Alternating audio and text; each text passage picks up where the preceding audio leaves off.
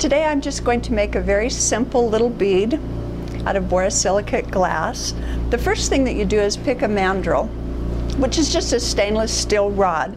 The mandrel needs to be coated with some kind of a substance to keep the glass from sticking to the stainless steel. That way you can take the bead off of the mandrel once it's annealed. I'm using Foster Fire bead release, and it's kind of a putty-like substance. Just dip the bead release or the mandrel into the bead release and pull it out. The bead release is kind of about pudding consistency. Sometimes when you get it, or if it sits for a while, it will start to kind of congeal a little bit. Just add a little water and stir it up until it's smooth, about pudding consistency. This particular bead release can be heated in the fire and dried. Just put it in the outer tip of your flame and dry it slowly, or you can let them air dry. Make sure you read your label though, and make sure that you use one that's okay to heat in the flame if that's what you're going to do. It just speeds up the process. Foster Fire can be heated in the flame. This one has already been heated and dried. I've got a rod of Almond Nugget, which is a Momka color. It's really smooth and easy to work with. So I'm heating the end of the rod. This one doesn't boil very easily, so you can heat it fairly aggressively. It's kind of a fun color because it changes as you're using it. So you heat it until it's kind of glowing orange, white.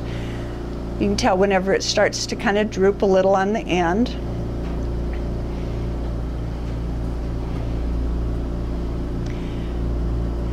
Then you take the bead mandrel, sit it under the flame, and just really gently roll your glass around the mandrel. Depending on how large you want your bead to be, you can add more glass. Don't push. If you push, you'll end up with a smashy, flat-looking bead. Just coat until you've got about the size that you want.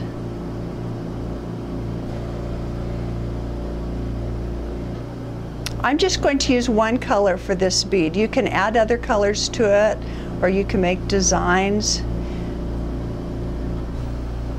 This is a pretty glass just by itself, so that's all I'm going to do, is just use that rod of Almond Nugget.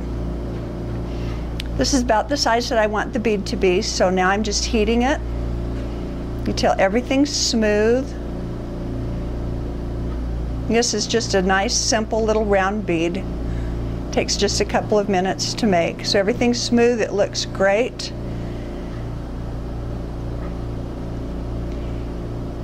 Cool it down in your annealer or in your kiln, 1050, and then let it cool down overnight, and you've got a beautiful little bead. Thanks.